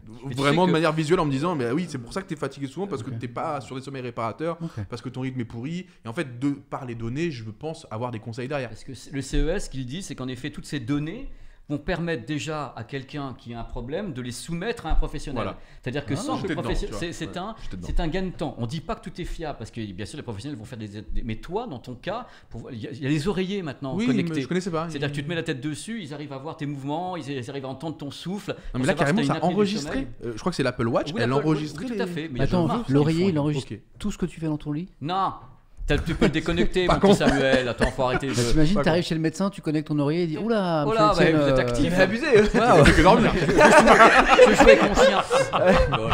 ça va, vous avez encore la santé, hein? Tu poses des bonnes Donc, questions. La santé connectée, boulot, hein. la mobilité. Et c'est en fin de compte le message du CES par rapport aux années où moi j'y étais quand j'étais plus jeune et chevelu, c'était de se dire. Non, je vous en prie, ça Je viens de boire du café, j'ai failli cracher mon café sur l'ordi. Voilà, le truc c'est que maintenant on s'occupe plus des gens, le bien-être, Hein attention à la planète, attention à votre santé, on peut vous monitorer. Le sommeil. La French Tech vous propose des trucs justement pour vous défouler. Par exemple, j'ai vu une housse de boxe connectée. Quand tu es énervé, on pense à toi, on dit voilà, c'est français tout ça. Je fais l'avocat du diable dans l'autre sens. Oui. Est-ce que réellement Non. ils s'occupent de nous ou est-ce qu'ils prennent des datas par centaines de Mais millions je- sur tout n'en type sais de rien. profil, de N'en tout sais rien. type d'horizon, de toute culture, de la data, de la bonne Et data. ils se foutent de notre Voilà. au final. Très bonne Au question. bout d'un moment, la data va amener certaines richesses autres Je parle pas juste de vendre des datas pour Non, au supermarché, non. on va te conseiller. Oh, on a vu que tu avais un jardin parce que tu as dit que tu t'intéressais à ça sur Google, donc on va te conseiller le nouveau. Non, je te parle de la data où ça permet après un peu de. Ah, les peuples. Tu penses bien qu'ils communiquent pas là-dessus. Je veux dire, c'est. Bah ouais. Ah bah évidemment. Ils vont pas te dire, écoute, Pépé, t'es journaliste, on va te dire. Non, mais que moi ça m'embête. Mais bien sûr, mais là, t'as je raison. vous le dis, j'ai 2 journalistes au bord de la table. Samuel n'a pas dit ça, mais d'entendre ça, moi, je peux pas. Surtout venant de journalistes. De quoi tu parles? Du fait de, on n'en sait pas, ils sont Mais ils sont attends, pas mais transparents. mais vous êtes journaliste. Mais attends, mais Faites en mais sorte je d'avoir te mets l'info, pas- je sais pas. Attends, Je suis pas journaliste, je gros, t'arrête. Nous, le reporter de guerre. Hein. Attends, je vais. Attends. Non mais sérieux Je quoi. tiens à me Une défendre. porte fermée, bah c'est fini, bah fin du Non, vlog. non, frérot. je tiens à me défendre. Je vais tout de même pas leur faire couler un bain. Je veux dire, à un moment donné, si ils communiquent de façon mondiale et disent voilà, nous sommes telle marque, nous communiquons de façon mondiale, à un pauvre bipède qui va se pointer et dire je aimerais avoir des réponses, ils vont dire nous allons faire une communication mondiale. C'est pas à un mec qui vont le dire. Bien évidemment. Mais oui, tu Il y dis a bien des des groupes, journalistes, il y a bien des- mais moi je suis pas omniscient. Non, mais je parle pas de Je toi. suis pas. Je parlais de la maître Yoda, profession. moi, Je parle de la profession. Moi, je voulais être journaliste quand j'étais petit. Mais oui, mais je vais enquêter sur comme d'autres beaucoup trucs. d'enfants, on est Oh, fan de ce tout de côté suite. où Mais tu tu œuvres pour la toi aussi. communauté.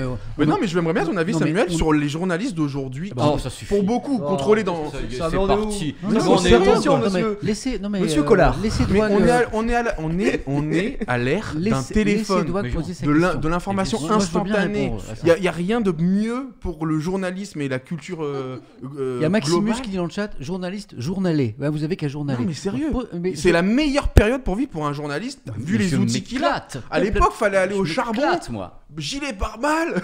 Je Pour m'éclate. de la tech. Hein. Non mais Là je- maintenant, Attends, je vais, d'accord je avec vais- toi. je vais répondre à ta faites question. parler les gens. De tout Si, temps, pas et pas pareil. seulement maintenant. En fait, les normal. journalistes, ça veut rien dire. Sur certains sujets, c'est pas Il y a des journalistes qui sont des purs journalistes qui sont. Le journalisme, c'est quoi? C'est aller sur le terrain, c'est enquêter, c'est chercher derrière. bah, c'est pas attendre la non, mais pourquoi communication tu me montres mondiale du doigt et la Pourquoi tu montres retranscrire. Pépé, il a rien Tu demandé à montres personne. du doigt. Attends, Je veux je Dis dire, les mais c'est- journalistes. Mais non, mais tu Dis les globalises journalistes. les choses. Désolé, Je ne peux il s'est pas présenté. avoir d'une information Attends, je qu'une réponds à ta marque a question. décidé de ne pas communiquer mondialement. Je réponds à C'est ta simple à question. comprendre. Et en Là, fait, je ça comprends, dit les termes. mais il y a Là, différentes ça parle Il y a français. forcément des réseaux autres, des canaux. Moi j'ai vu une vidéo il y a pas longtemps sur Facebook à tourner où ils ont chopé le mec là, le boss du Covid, là, du vaccin du Covid là, je sais pas son nom, là. Celui qui avait celui qui a dit que le Covid était 100% efficace, et deux Le vaccin, mecs, pas le Covid. le vaccin, vaccin, pardon, oui, ouais. excuse-moi, oui, le Covid 100% efficace, ça c'est chaud. Deux mecs un peu journalistes, je pense, de terrain, ou peut-être même des citoyens qui l'ont chopé au micro, qui l'ont enchaîné de questions, franchement, très pertinentes, les unes des autres. D'ailleurs, je pense peut-être qu'on peut retrouver la vidéo si le chat t'aide, franchement, c'est intéressant. Et vraiment, le gars, juste, il marche, le classique, il marche, il répond pas, il marche jusqu'à trouver son point, mais ça dure 6-7 minutes tellement il n'arrive pas à trouver son chemin. Et les mecs l'enclenchent de questions. Pourquoi vous avez dit que c'était ça? Pourquoi ci? Pourquoi ça? Le mec ne répond pas. Et donc, du coup, tu dis effectivement, il va pas là te répondre au bord d'une rue sur un sujet aussi complexe, mais il n'en parle nulle part. Et au bout d'un moment, est-ce qu'il n'y a pas certaines informations qui devraient être d'utilité publique, même d'utilité mondiale, où on ne devrait pas avoir ce genre de cachotterie Mais qui... je réponds à ta question. Il y a plein de façons de faire du journalisme. Bon, moi, par exemple, je suis un journaliste de salon. Je suis un journaliste de plateau. C'est-à-dire, ça fait 25 ans que je suis en plateau, télé, radio, voilà, ou ici, je ne suis pas sur le terrain. D'accord? Donc, il y a des degrés dans le journalisme. Un journaliste de terrain, par exemple un reporter qui est sur le terrain, un envoyé spécial qui est sur le terrain, un journaliste Je d'investigation, confonds les branches peut-être. un je journaliste veux bien l'entendre. de presse régionale, il est sur le terrain. Il est plus journaliste que moi. Il y a des degrés dans le journalisme. Moi, je suis un journaliste de plateau, je suis de salon. Je suis jamais allé chercher une info, moi. Après, dans ma façon de fonctionner, je vérifie énormément les infos que je donne, par exemple, donc on peut mettre de la rigueur aussi. Mais il y a des degrés dans le journalisme. Et il y a des journalistes qui enquêtent, ce qu'on appelle des journalistes d'investigation. Il y a sur des supports papier, sur les supports télé, on parlait tout à l'heure d'envoyés Des listes spéciaux. du C, on parle que d'elle. J'ai l'impression qu'il y a un journaliste en France. Mais en télé, Enfin, un journaliste t'as d'enquête. Canard enchaîné, le Même Mediapart, frappé. t'as plein de sujets qui cherchent, plein de journalistes qui cherchent en fait. Et en fait, il n'y a pas des journalistes qui s'intéressent pas à la vérité, c'est que tous les journalistes s'intéressent à la vérité, mais à des degrés différents, des façons de Et travailler des centres différentes. d'intérêt. Et par exemple, là, il y a des énormes affaires, par exemple, de paradis fiscaux ces dernières années qui ont éclaté. Hein. Ça vient d'où? C'est pas les politiques, c'est pas les policiers. Ce sont des consortiums de journalistes internationaux, c'est-à-dire des rédactions comme Le Monde, par exemple, en France, et puis plein d'autres médias à travers la planète, plutôt des journaux de qualité, qui ont mis leur puissance en commun, si tu veux, parce qu'en fait, c'est des centaines et milliers d'heures de travail et des réseaux, etc. Donc, c'est des consortiums de journalistes qui sont mis en commun et qui ont gratté pendant des mois, des années, des trucs sur les paradis fiscaux. Et ça a explosé, Panama Papers, etc. C'est vrai. Et après, les politiques parfois prennent des décisions. Donc, en fait, les journalistes, ils font leur boulot. Mais il y a plein de degrés dans le journalisme. Tu peux pas demander à Pépé, qui a vu 6000 exposants. mais je le prenais pas à partie. Tu rigoles, tu m'as montré du doigt Pour 3 donner un fois. exemple. J'étais là, j'étais au bord de l'évanouissement. Je le prenais pas à partie. Je Il a prenais pas fait- partie, mais par contre, Pépé, les chiffres. Mais ce que je veux dire, non, il a fait 10 vlogs, il a fait 10 Pas vidéos. contre toi. Il a dormi 2 heures par jour, il a vu 6000 trucs. Il peut pas, derrière chaque produit, avoir fait l'enquête. C'est Non, bien impossible. évidemment, mais je me suis dit Surtout peut-être que j'ai des il y a exclusivités. groupes qui doivent, Mais non, mais je tiens faire quand même ces à recherches. me défendre un petit peu parce que j'adore ça. mais écoute, mon loulou, Non, mais je vais c'est t'expliquer c'est une quelque très bonne chose. question. Oui, Bien mais sûr. par exemple, dans mon métier où je traite les téléviseurs, les smartphones et autres, dans toutes mes vidéos, il y a des exclus que je tire à des ingénieurs, des trucs comme ça. Ça, c'est mon métier de leur dire, bah, tiens, par exemple, le casque Apple a été fabriqué où, machin, ça, j'arrive à le savoir. Mais tu me dis, arriver à avoir une marque que moi je peux interroger sur le greenwashing, globalement, c'est très compliqué. Je ne vais pas leur faire couler un bain parce que c'est pas complètement mon métier. Et là, c'est un autre type de journalisme. Bien sûr. Quelqu'un qui est un journaliste d'investigation qui a plus Qui, à un de moment, va se ficelles poser que cette moi, où question-là, moi je vais quoi. enquêter sur ce truc, comment est-ce qu'on a fait ce truc, comment est-ce qu'on a fait ce téléviseur, comment est-ce qu'on a travaillé ce casque, quel est l'ingénieur qui a travaillé, qui a inventé la réduction de bruit numérique. Ça, je vais enquêter. J'ai eu des exclus sur ma chaîne sur des gens qui ont inventé la fucking réduction de bruit numérique de tous tes casques. Et c'est sur la chaîne. Et Ça, après- c'est mon et métier. Après, il y a un journaliste Cette qui peut- partie-là. Un autre Ouais, j'ai journaliste compris. qui peut récupérer le travail de Voilà. Pépé, dont Non, il va Et se aller faire des servir. recherches plus Royalties. profondes. Oui, voilà. Royalties. Les royalties derrière. Ce que je voulais te dire, c'est que en fait, le journalisme, c'est un métier, c'est un mot, mais qui recouvre plein de Oui, choses. c'est ça le truc. Il y a des mauvais journalistes, comme il y a des mauvais médecins et des mauvais vendeurs de voitures. Donc il y a des bons journalistes, des mauvais journalistes. Il y a des gens il y a la presse people. Bon bah c'est des journalistes. Bon bah ça n'a aucun intérêt. Et puis il y a les journaux de qualité. On Pardon. a parlé. Non, mais c'est de la merde. On a parlé du Monde, on a parlé de Mediapart. Tu vois, il y a plein. Donc en fait, le problème c'est pas qu'est-ce que vous faites les journalistes, c'est quels sont les bons médias, les médias rigoureux, hein, voilà, qui essayent de faire leur travail de la façon la plus rigoureuse possible, d'aller chercher la vérité derrière, tu vois. Et puis, il y a des médias qui font pas ce travail, parfois par manque de moyens, aussi par manque d'ambition. Donc, c'est aux citoyens aussi de trouver quelles sont les bonnes sources d'information. Voilà. Quels sont les médias qui sont plus fiables que d'autres. Ça, c'est aussi un travail. D'ailleurs, à l'école, de plus en plus, il y a une éducation aux Le médias. problème, c'est que maintenant, les réseaux sociaux se sont ajoutés à ça et on n'est plus déjà sur uniquement les médias parce que les réseaux sociaux maintenant informent et désinforment quasiment tout autant, si ce n'est Ça, c'est un plus vrai défi. que les médias. Et la vraie question, moi, que je me suis toujours dit, et même aujourd'hui, je suis dedans, je me considère dedans, j'entends tellement tout et son contraire sur tous les sujets que mon cerveau d'humain banal, parfois, j'arrive à tendre vers une certaine forme de vérité sans être sûr que je détiens la vérité, c'est ce qui est horrible. Et donc, du coup, très souvent, je reste dans une sorte d'entre-deux, où je ne prends ni parti pour l'un ni parti pour l'autre. Je suis juste pas dans l'agression, mais dans le questionnement, etc. Et j'ai l'impression que plus tu ne décides pas sur un sujet, plus tu es manipulable. Parce qu'en fait, je suis en mode, si quelqu'un peut me donner la réponse, je la prends. Ouais, en fait, Et en fait, c'est là où en fait, on devient tous, Après, ça entre dépend guillemets, esclaves. sur quel sujet, puis c'est à toi de croiser tes sources, Mais c'est la à toi de règle- faire ta Sur tous les recherche. sujets, la mec, on parle de réponse- l'écologie il y a Non, mais 5 pour des minutes. sujets importants, plutôt que est-ce que l'inflation. Enfin, je sais Mais pas, je fais des l'inflation, trucs- l'écologie, le pouvoir que- d'achat, mais Tu vois, des la trucs- réponse à ta question, c'est ce que je viens de dire. l'éducation. C'est-à-dire il y a tellement de qu'aujourd'hui, sujets. les sources d'information, elles sont devenues multiples, Ah oui, notamment clairement, avec ça devient Internet. dur. À chaque fois que tu vois une info, Ouais. la question que tu dois te poser en tant que citoyen, c'est qui l'émet. Qui l'émet, d'où ça part, qui est cette personne qui me parle, d'ailleurs, est-ce qu'elle est identifiée, voilà. Est-ce que dans le passé, son travail d'information, même si c'est pas un journaliste, a été Oui, bien sûr, plutôt bon. tu vois. plutôt- Et donc en fait ça c'est ta responsabilité parce que les sources d'infos il y en a plein. Tu vois un mec sur Facebook qui dit un truc sur les vaccins, bon bah c'est une source d'information, mais qu'est-ce que ça vaut? Qui est cette personne? Quelles sont ses capacités scientifiques, médicales, etc. et tout? C'est juste un mec qui dit un truc comme ça. Donc c'est à toi de chercher à chaque fois derrière. Et ce travail en fait il est assez simple à faire. Là par exemple tu m'as donné l'exemple de 2 personnes Oui. qui marchaient, qui posaient des questions. Qui sont ces 2 personnes? Bonne question. Je En fait, sais c'est pas. ça. En fait, à chaque fois qu'une info et tu te dis bon, qui je dois croire, et ben en fait, tu dois aller voir qui est la source. Et à un moment, tu vas te faire ton propre classement à toi de qualité des sources. Voilà. Et tu vas voir qu'en gros, bah, y a des gens qui globalement font un travail d'information assez rigoureux tout le temps, même si parfois ils peuvent se gourer aussi parce que c'est un travail humain et faillible. Et parfois, t'en as d'autres qui disent de la merde H24. Moi, il y a des trucs, par exemple, sur les chaînes je monopolise beaucoup d'ailleurs. Vous me dites si vous voulez prendre. Mais sur non, les mais c'est chaînes intéressant, ce débat. d'information en continu, tu vois, Ouais. qui a été le gros boom là de ces 10 dernières années. clair, Je sais on pas en quand a, est né BFM et tout. Oh, ouais, Très souvent, tu vois, des fois, j'écoutais par-ci par-là sans me faire en mode à l'idée, mais juste pour voir un peu un autre angle que ce que j'entendais ailleurs. Et du coup, un jour, ils se sont mis à parler e-sport. Ah bah ouais, t'as dû Là, tu prends pas le meilleur sujet. Alors, t'as dû entendre plein de conneries. Ils se sont mis à parler e-sport. J'ai écouté de manière plus attentive que d'habitude, sauf que là, malheureusement, je connaissais extrêmement bien le sujet. Et même e-sport, ou jeux vidéo, ou réseaux sociaux, même plusieurs sujets, pas un seul sujet. Et je me suis rendu compte qu'ils disaient vraiment, oui, bien sûr. sans être trop dur contre eux, parce que je pense que c'est un travail, ils enchaînent tellement les trucs, parfois ils y vont juste pour faire les heures d'antenne, mais 70% de conneries, quoi. Donc je me suis dit, mais en fait, sur tous les sujets, ils disent 70% de conneries. Et bien, très naturellement, je me dis, mais en fait, sur tous les sujets. Je vais te dire oui.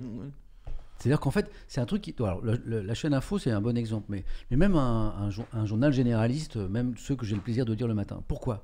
En fait, c'est parce que c'est un truc généraliste. C'est-à-dire que le journaliste qui a écrit le papier, il n'est pas forcément c'est pas un spécialiste, et donc il s'intéresse un peu au sport, un peu à la politique, un peu à la tech. T'as résumé. Le jour où il doit écrire un papier sur les jeux vidéo, 70% de ce qu'il va dire est très approximatif. Quand tu es spécialiste en face, quand tu es spécialiste du nucléaire et que tu vois ce que les journalistes français écrivent sur le nucléaire, on se dit la même chose que toi. Quand tu es spécialiste de jeux vidéo. Du coup, ça fait douter de toi. Parce que du coup, je suis en mode, ils doivent dire des bêtises partout. Alors c'est assez approximatif. Alors, parce que c'est de l'info généraliste. Donc en face de toi, tu n'as pas un spécialiste de la tech ou des jeux vidéo ou du nucléaire ou d'autres choses. C'est vrai qu'il y en a un sur BFM qu'on aime beaucoup. C'est un généraliste Anthony, qui va, fabuleux. qui n'a pas forcément tes connaissances, qui va essayer de faire un papier avec ses connaissances à lui. Et en plus, il y a autre chose. C'est qu'en plus, il s'adresse à un public de non-spécialistes. Je sais. D'accord ? Donc parfois c'est plus vicieux. Parfois le mec maîtrise un peu son sujet et il baisse son niveau d'analyse pour qu'il soit compris du plus grand nombre. Là, c'est mon côté optimiste. Et puis parfois, effectivement, il écrit un peu de la merde. Le matin, moi, je travaille sur une chaîne info qui est France Info, mais j'ai travaillé très longtemps sur iTélé, aussi 9 ans, qui est l'ancêtre de CNews maintenant, donc je connais très bien le système du tout info. Et je suis assez critique sur ce système de 24 heures d'info non-stop, faire croire aux gens qu'il se passe toujours quelque chose, la mise en abîme de l'information, un peu stresser les gens et tout. Moi, je suis plus presse écrite. Le matin, je lis des journaux que je trouve de qualité, Le Figaro, Libération, La Croix, Le Parisien. Tout. Et donc, je trouve que c'est des sources plutôt de qualité. Mais dans le chat, j'ai des gens qui s'y connaissent très bien sur des sujets et qui, même sur un article de qualité, me disent ça c'est pas tout à fait vrai. Et donc, les gens, on corrige l'info. Et on arrive à une info à la fin du stream qui est plus précise. C'est pour ça que j'adore Twitch. C'est pour ça que j'adore Twitch, parce qu'en fait, on met en corrélation toutes les connaissances de tout le monde, et je suis d'accord avec toi, je n'ai jamais plus appris que sur Twitch, sur les chats. Quand je vois 10 mecs dans un chat toujours un gars qui semble maîtriser le truc et qui disent la même chose, c'est fabuleux. Je me dis, ça veut dire qu'on n'est pas très loin de la vérité. Je suis d'accord. Quel outil, quoi. Puis là, depuis tout à l'heure, on parle sur l'écologie, on parle sur un truc, à chaque fois, on les lit pas tous, mais il y a 3-4 messages, moi je les vois et je suis en mode, mais oui, je vais creuser ça après. Tu vois, je vais revoir la rediff, je vais aller creuser, j'aime bien. Mais pour l'information, c'est un super outil. Tu vois, prendre une info émise par un média traditionnel ou un média moins traditionnel et la confronter à un public, là on a la chance d'être très nombreux, mais il y a forcément des spécialistes de ce sujet-là, et ça va éclairer et on va arriver à un truc, c'est pour ça qu'en termes d'information, c'est une vraie révolution, quoi. Pépé Garcia, suite à ça, je te présente mes excuses. Mais de quoi tu parles? Mais tu vas pas bien, on est là pour parler ensemble. C'est une très bonne question. Quand tu vas voir les chiffres? Mais non, mais moi je suis un latin. Je suis un latin, je gueule tout le temps, mais j'aime les gens, je suis un latin, moi je gueule tout le temps. Je suis un curieux de la vie. Moi je suis un journaliste high-tech, moi j'aime la tech. Mais ce que tu dis, moi c'est je questionne tout. Mais t'as raison. J'écoute ce que dit une chaîne info d'e-sport et je me marre, c'est de la merde. Mais t'as raison, c'est un vrai constat. Je peux pas. C'est vrai ce que tu dis et c'est vrai pour tous les sujets. Moi le matin on parle de sport. Enfin, on a un journal des sports. Parfois je vois des réactions sur Twitter de mecs un peu plus spécialistes que nous qui disent non les gars, vous pouvez pas dire ça. Et tu vois ce que je veux dire? Mais c'est un travail humain, faillible, améliorable. Et d'ailleurs, c'est aussi aux citoyens, aux lecteurs, à l'auditeur, aux viewers. C'est aussi pour ça qu'il y a des gens qui sont spécialisés aussi. Mais tu vas aussi, en tant que citoyen et consommateur d'infos, tu vas aussi te rendre compte qu'il y a des sources d'infos qui sont plus qualitatives que d'autres. Je ne vais pas donner des noms, par exemple, mais si tu prends combien il y a de chaînes d'infos aujourd'hui? LCI, CNews, BFM, France Info, ça fait 4, et on peut rajouter France 24. Donc on va dire qu'il y en a 5. Oui. Si tu regardes les 5, à un moment, tu vas te dire... celle-là, elle dit un peu moins de la merde que l'autre. Bien sûr, bien sûr. Bon, moi, j'ai mon classement perso que tu peux donner tout de suite. Voilà. Top 1. Top 1. Non, allez. En fait, c'est à chacun de se faire son petit classement en se disant.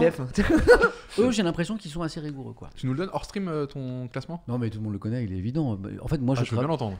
Si c'est pas une question il est évident. En fait, non, mais parce que oui, il va mettre le patron en premier, mais non, c'est pas que ça. En fait, c'est lié à mon histoire. Moi, j'ai bossé 9 ans pour iTélé, qui était l'ancêtre de CNews, qui était la chaîne d'info de Canal+. Et au bout de 9 ans, j'étais jeune journaliste, je m'étais dit le tout info. Ok, c'est bon, j'ai fait. Overdose. Overdose. Et puis vraiment le côté 24 heures sur 24, meubler l'antenne, tu vois. Matraque les gens. Faire croire qu'il se passe toujours quelque chose de grave, c'est pas vrai, hein. C'est pas vrai du tout, hein. Mais pour l'audience, parce que si tu dis aux gens, bon salut, il se passe rien, bah ok, ciao. Donc à un moment, tu fais croire qu'il se passe quelque chose de grave tout le temps. Il y a des chaînes qui, on va dire, dramatisent l'information. Bon, moi je trouve que certaines chaînes le font plus que d'autres. Et quand France Info m'a proposé, dans celle où je suis, il y a 6 ans, de recoller au Tout Info, un modèle qui pour moi était très critiquable, j'avais regardé ce que faisait France Info et je trouvais que parmi les chaînes info, c'est celle qui mettait le plus de rigueur et qui tombait le moins dans les travers et les défauts de ce qu'est le Tout Info. Donc j'ai dit ok, et je regrette pas parce qu'effectivement je trouve que cette ligne éditoriale me correspond. C'est vrai que France Info ne joue pas les codes d'aujourd'hui à essayer de créer le clip, créer le truc, créer le hashtag, créer le site, ils sont sur l'info. Voilà, il n'y a jamais ça chez nous. C'est pas faux. Voilà. Donc bon, après c'est très subjectif. Ça me donne pas le top 2, le top 3. Non, mais après je peux pas trop débiner les confrères parce qu'il y a des chaînes en vrai que je trouve pas super, mais j'ai des potes. Par exemple. Je l'attendais, le Gigi en embuscade. Bien sûr, toujours. Tu vois. En fait, c'est ça parce que bien sûr. Je les consomme pas et pourtant j'ai des potes avec qui j'ai bossé longtemps et bon bah voilà. C'est comme ça. On pas envie de dire bon tu bosses pour une chaîne de merde. Mais justement par rapport à ce que tu dis, par rapport à ce que tu disais tout à l'heure, quand on parle de gaming, de e-sport, c'est en interne ces gens-là n'ont pas un journaliste spécialisé dans le gaming et le e-sport, ils n'en ont pas, donc ils mettent en antenne quelqu'un qui va éplucher quelques petits trucs, dire quelque chose, mais pourquoi est-ce qu'ils font pas appel comme ça en externe à Kayane va venir de ou à toi, il paye une non, mais moi je m'occupe pas de... Oui. Mais d'ailleurs, Kayane spécialiste. Vous avez vu Kayane sur une... Oui, je sais plus sur quelle radio. C'est en radio. T'as vu cette masterclass qui s'exprimait par rapport au combat et la violence. Oui, parce que en fait c'est surtout qu'ils ils sont méchants. RMC, donc elle a 3 journalistes face à elle, dont Pascal Pro, je crois. Je pense que c'est ce monsieur. Oui, tout à fait, c'est lui. Donc ils sont 3, je crois, et ils lui posent toutes les questions, tous les poncifs, tu sais, sur les vidéos. vidéos. Moi je viens de tête radio. Alors vous gagnez combien ça va vous isoler, non? Ça va vous isoler. Bon, du coup, c'est pas de la, en gros, c'est pas de la culture, donc vous faites rien d'autre. C'est-à-dire tous les poncifs sur les jeux vidéo. Elle répond avec un calme, avec une sérénité. Oui, en disant que ça lui a fait rencontrer du monde. Oui, exactement. Elle prend tous les arguments, elle les démonte, mais alors eux, dans leurs questions, sont un peu genre. Ils sont dégoûtés. Un peu agressifs, tu vois. Elle répond avec vachement de cap, genre. Tu vois, elle pourrait être en colère, genre, mais vous racontez n'importe quoi. Donc, elle prend chaque argument. La vidéo a un peu circulé sur Internet, ça a fait le buzz. Et là, tu avais exactement 3 journalistes qui ne connaissaient pas le sujet. Et une experte en face qui était Kayane, qui en plus répondait mais d'une façon tellement calme, tellement tranquille, avec des arguments tellement plus brillants que les questions. Tu vois que c'était masterclass. D'ailleurs, c'était fabuleux. D'ailleurs, elle vient à la maison dans pas longtemps. Oh cool, elle est géniale. Elle est géniale, Kayane. On a déjà les infos. Comment j'ai balancé J'ai placé le petit teasing, le leak. Allez, si on veut pas déborder sur vendredi prochain, faut qu'on accélère. Là, alors bon, là, ça veut dire qu'il faut accélérer. Il faut accélérer. Un sujet, 1h50 d'émission. Désolé. Alors attendez. Bah non, attends, c'est ça qui fait de belles émissions. 1h50, c'est vrai. Okay. Il est 2h du matin. Là, vous avez reconnu peut-être la voix de Thomas Desseur. Oui. C'est Thomas qui fait des petits jingles comme ça pour nous dire que. Ça fait combien de temps qu'on est ensemble là? 1h50. Oh, ça va. Attends, ça va. Ça mérite un petit macaron. Alors, let's go. Moi aussi, je vais en prendre un.